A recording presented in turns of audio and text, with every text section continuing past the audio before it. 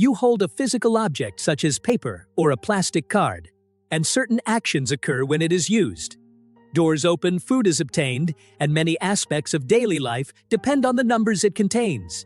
This object cannot feed you, shelter you, or keep you warm. Yet people work decades of their lives to get more of it. Why does something so physically useless control so much of what we do and how we feel? How did humans decide that certain pieces of paper, metal, or digital entries are worth a month of work, a home, or even a lifetime of savings? Is money a real thing, like gold or land, or is it a shared story we tell each other so often that it becomes hard to question? If it is a story, then how strong is this story? And what happens when people stop believing in it?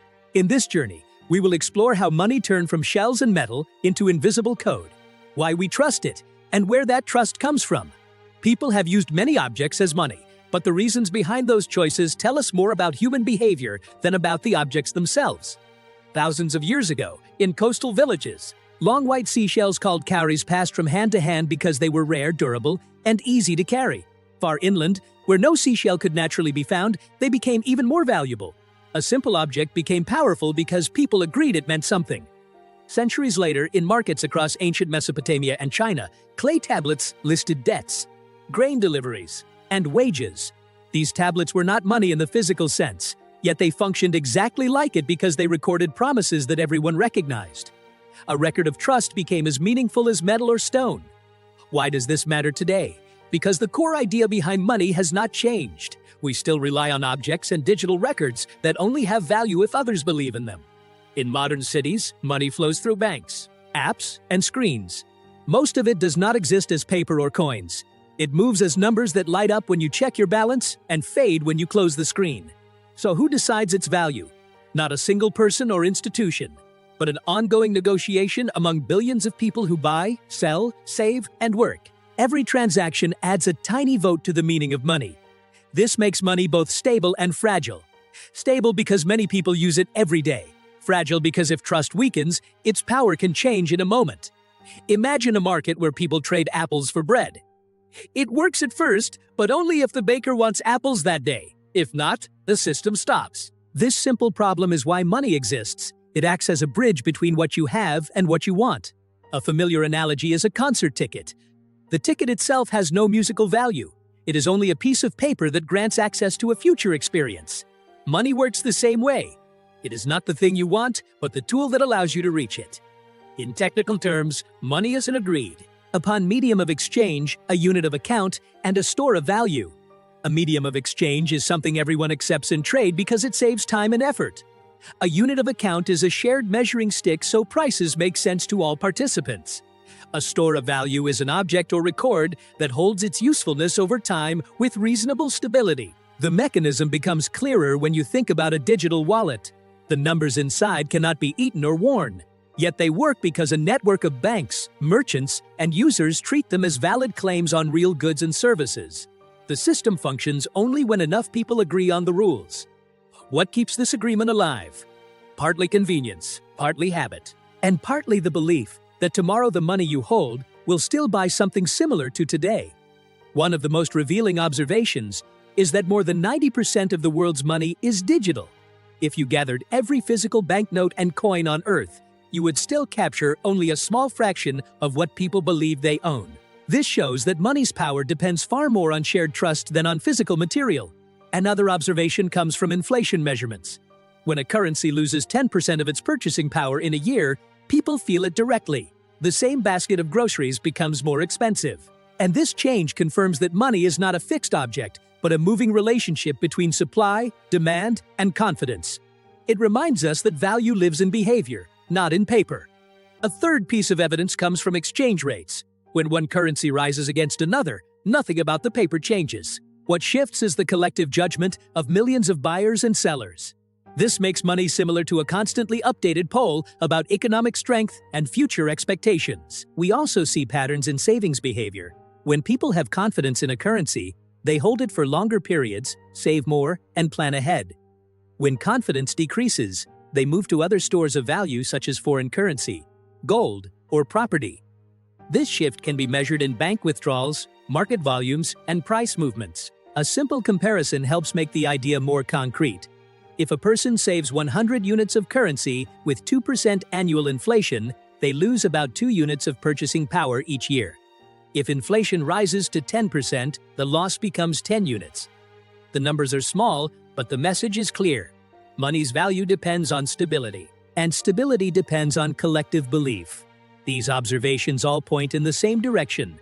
Money behaves less like a physical object and more like an agreement monitored through prices, habits, and expectations. The null hypothesis begins with a simple statement. Money is not magical. It does not create value on its own. Its power comes only from the agreements people make with one another. One alternative explanation suggests that money has value because governments say it does. This is partly true. Laws and institutions maintain order in the system, define the currency, and enforce contracts. Yet history shows that government backing alone is not enough. When trust in leadership collapses, even official money can lose its strength.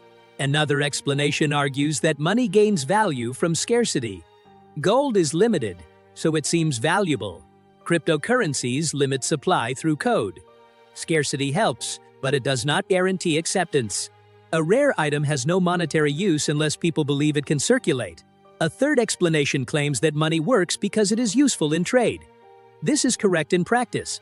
Money simplifies transactions and reduces the need for direct exchange. But usefulness does not fully explain stability. When inflation accelerates, money remains useful, yet its reliability weakens. A fourth view suggests that value comes from production. We work, and money captures that work. This idea feels intuitive, but it does not explain why two people doing similar work can receive very different pay. The connection between labor and money is real, but it is shaped by markets, skills, and negotiation, not by nature. Evaluating each alternative points toward a consistent conclusion. Money works because enough people believe it will continue to work. Trust does not prove the claim, but it aligns most closely with the evidence we observe. Our understanding of money is still incomplete because we lack perfect tools to measure the forces that shape it. We track prices, wages, savings, and market volumes, but these numbers capture only the visible surface. The deeper layers, such as expectations, fear, confidence, and long-term belief, do not fit neatly into any single model. Economic instruments measure outcomes after they occur, not before.